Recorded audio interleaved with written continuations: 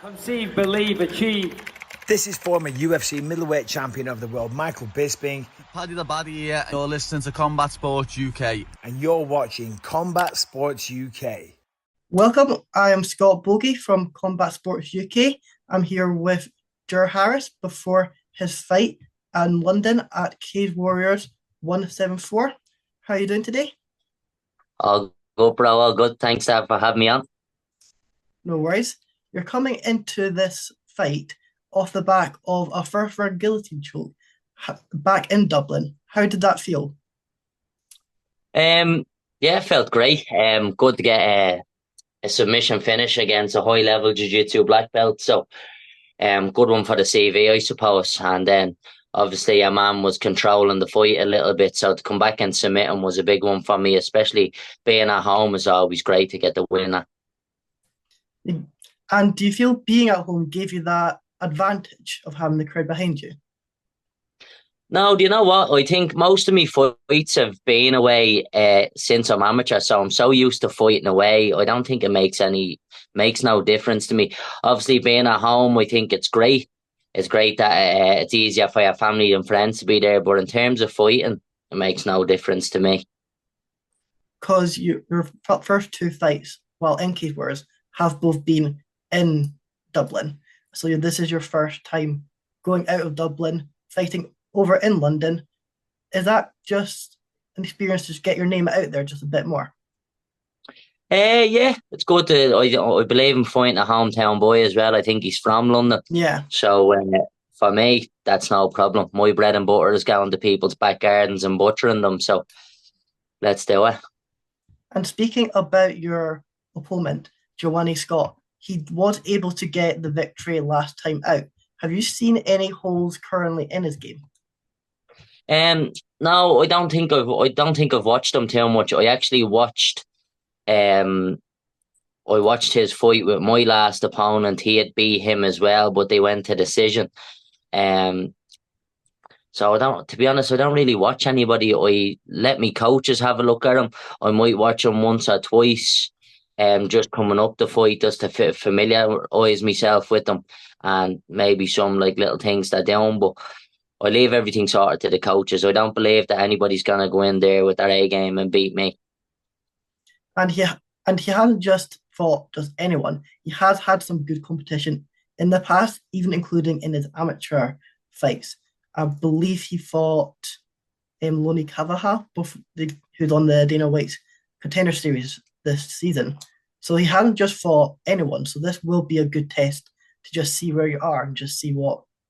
I'm an amateur world champion, am I? So I've fought the best of the best since I've started. Even my first pro fight, I was 0-0. Fought a lad who was 5-3 or 3-5, one or the other. I've never took an easy fight my whole career, so I don't think it's a test on me. I think it's more of a test on him. I believe I've took every fight I've took is hard. No, I've never took an easy fight. If you look at all the records of the people I've fought, they're either similar records or a better record than me. So yeah, exactly. And how special was it just for Dublin MMA scene last time out when Jim Sheenan was able to get the welterweight title? Yeah, huge. I think it was brilliant, especially for the gym. Team Rhino has a long history with Cage Warriors, so we've already had like Neil Serdio was the champion of Cage Warriors, then now James, and next is going to be me. So yeah, I think it was super for the whole Irish scene to get another Cage Warriors title. Because obviously we've had a lot of Cage Warriors champions, but I think just for their gym alone was a really big one. Know what I mean? Because I was actually at that event and just seeing how you guys just reacted to the victory was just something actually special to just witness. So it was great to actually see. Yeah, well, I think we're like in Team Rhino, we're all like a big family. Know what I mean? It's that sort of like everybody's there for each other, and we only want everybody to win.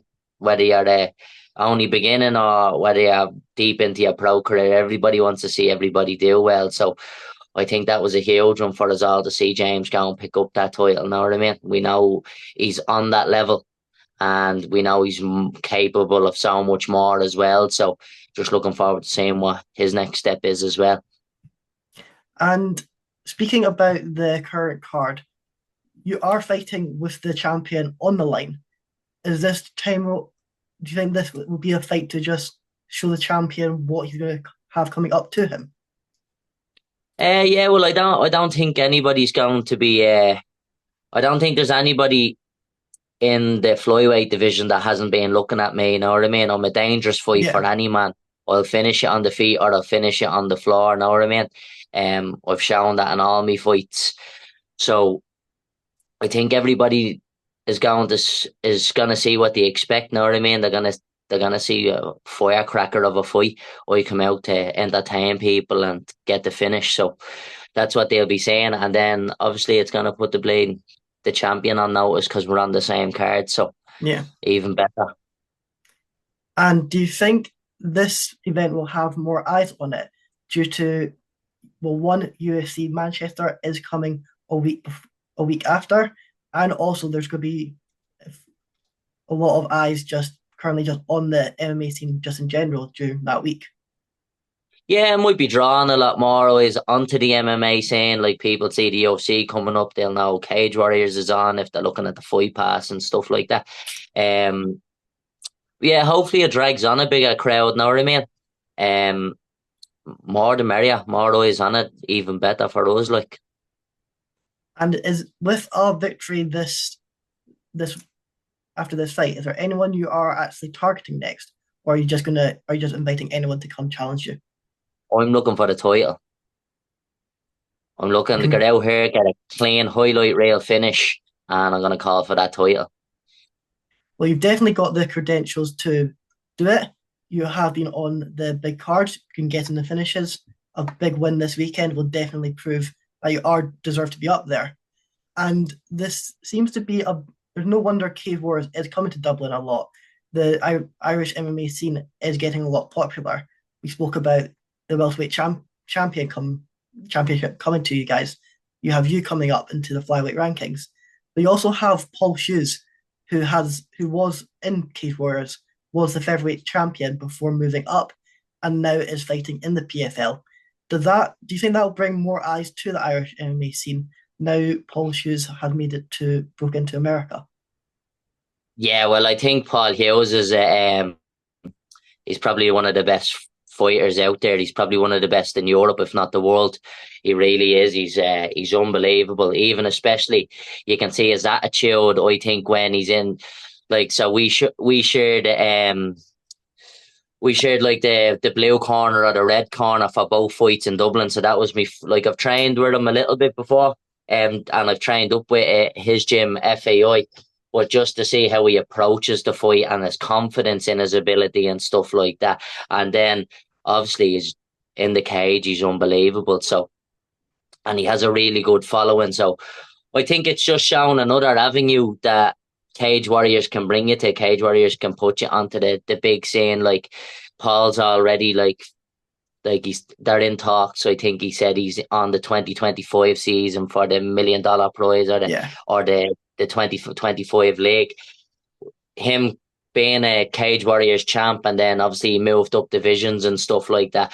But it just shows you where that's putting you in the world, know what I mean? Where in the UFC you still need to build up, but he's already in talks for the big leagues on the likes of PFL. So it shows you how good the level is in Cage Warriors. And do you think, not only in the Irish scene, do you think some fighters, they're just needing to go a bit more to just deserve the chance? Because you have Paul Hughes, who has admitted the UFC gave him a lowball offer when he was on this amazing run. You have Jordan Vucinic, who has fought for that, who was the Cage Warriors featherweight champion. He then lost that. Yeah, and I think he's on a couple of. I really like Vucinic as well. I love watching him fight. I think he's on a four or five submission wins in a row now, is he? I think like, it's surprising neither of them. Yeah, I think it's surprising neither of them have been called up to the UFC yet, really. But I think in terms of Paul, like he said it himself, I've watched interviews of him and stuff, and it's like he sees himself as a big superstar at the moment already. You know what I mean? So Yeah, he wants to get paid like that because like that's what he's worked for. He's worked hard to get the put himself in the position to get the big bucks. So if he feels like he deserves it and he does deserve it, then why isn't it being given to him? Know what I mean? yeah, exactly. He is talking the talk, but he is putting in that effort in the training sessions, and he is proving it in the cage. He had a great win back when Bellator went into Dublin just about in the summer, just recently against I think it was Yeah, Bobby King. It was a great yeah, victory for that, just to build him up into that PFL season.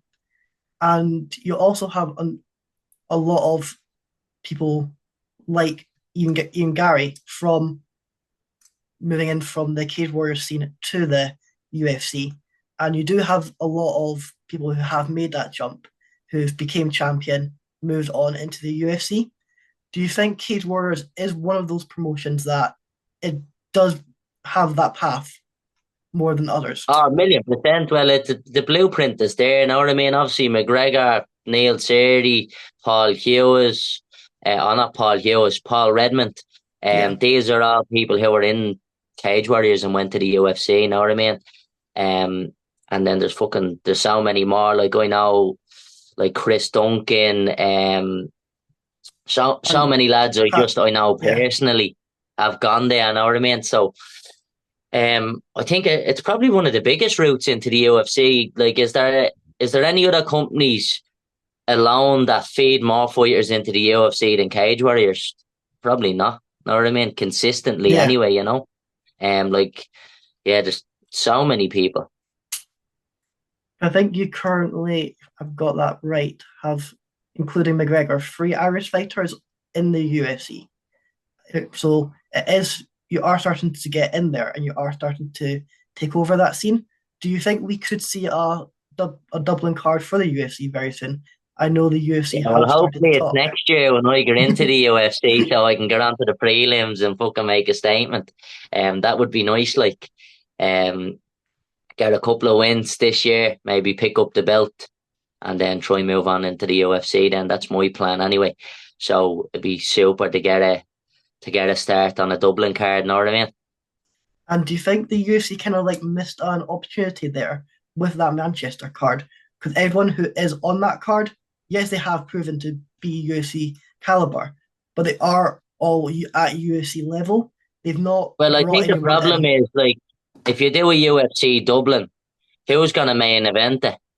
Know what I mean? Yeah, Like, yeah, Gary's really good, but he's already fought there on a big card. Like he's what was it last weekend? So yeah, if they were gonna like if he was gonna be the main event, who was he gonna be fighting? Know what I mean? I think that you want a big pull for an Irish card and you'd want to do it in a big stadium, wouldn't you? I think everybody's trying to get like anybody like they're trying to McGregor wants the Aviva or Crow Park, one or the other, I think it is.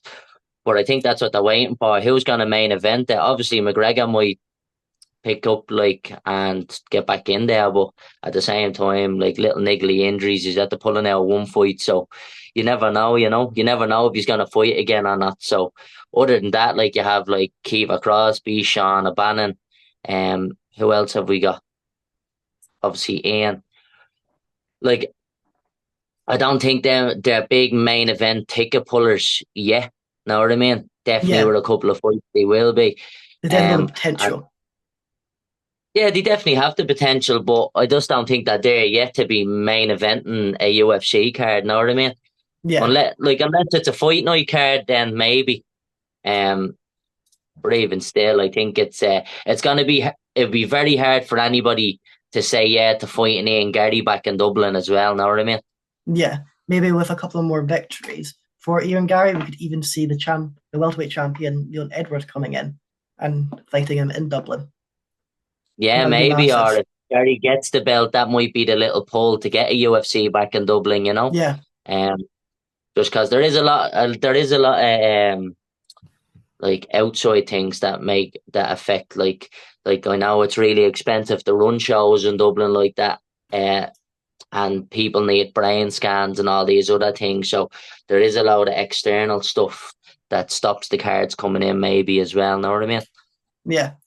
And just speaking about the UFC, what did you make of, I think it was Dan Ige coming in on literally less than a day's notice last weekend? Yeah, unbelievable. Yeah, it's crazy.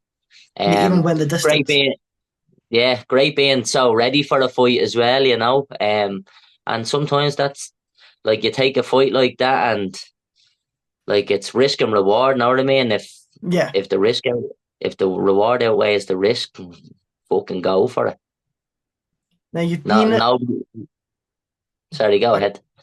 you've been fighting including the amateur scene since 2017. What would you say for anyone who is looking to get into the game or is fighting as an amateur right now? What would you say has been your biggest improvement since that first fight?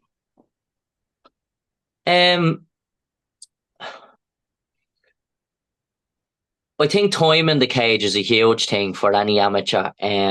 Like I've found out like a lot of my amateur fights were all first round finishes, second round finishes, just because I was trying to get in there and get the job done, and that's always been my style. That's the type of person I am. I'm going in there to take a Yeah. bleeding head off my shoulders or take one of your limbs with me. That's the way I was coached from when I was a kid. I was always coached to finish fights, whether it was jiu-jitsu. It was never to do with points. It was get in there and finish fights, or like at least make it like to control the fight the whole way. That's the way I like to do it. But I think that's one thing I probably missed in my amateur career. Probably a little bit more time in the cage. I think the IMAFs are definitely something most amateurs should probably do at least once or twice. I think just the caliber of fighter you're going to fight at them are the same caliber of fighter you're going to fight at pro anyway, and that's a guarantee because there's lads who are doing them IMAFs bleeding. They're going on that long now. They're probably doing them 5, 6, 7 years, and they're probably doing the IMAFs 3 or 4 times a year. You know what I mean? Some of them Yeah. Kazakhstan and Ukrainians and Swedish and the Russians, like a lot of them don't go pro and they just stay on the amateur scene. So I definitely think that's somewhere where you should go and test yourself um to see where you're at and to try go pick up a gold medal on a world stage, you know what I mean? Or any medal for that fact. I think it's great for the CV when you are going pro, you know what I mean? If like it shows if you're able to go win gold or whatever other medals on that you can probably do it in the pro ranks as well. It's promising, like. Exactly. And the experience is a key thing. It just builds up your ring rust, gets you, yes, training is good, but along until you see what the fighter I don't think you reacts. level up your I don't think you level up your fight IQ as well as you can in a live fight. I think that's what like the experience in the cage does for you. It's all about decision making in there, and it comes down to the highest level. It's small decisions that win you fight. So and making very little mistakes, if any. Well, thank you very much for coming on. Good luck for your fight at Cage Warriors 174. If anyone who's watching haven't bought a ticket yet, make sure you definitely go and get one. I will be there watching from the stands. Can't wait to watch you get that victory. Really appreciate it, bro. Thank you. Thank you very much. Appreciate it.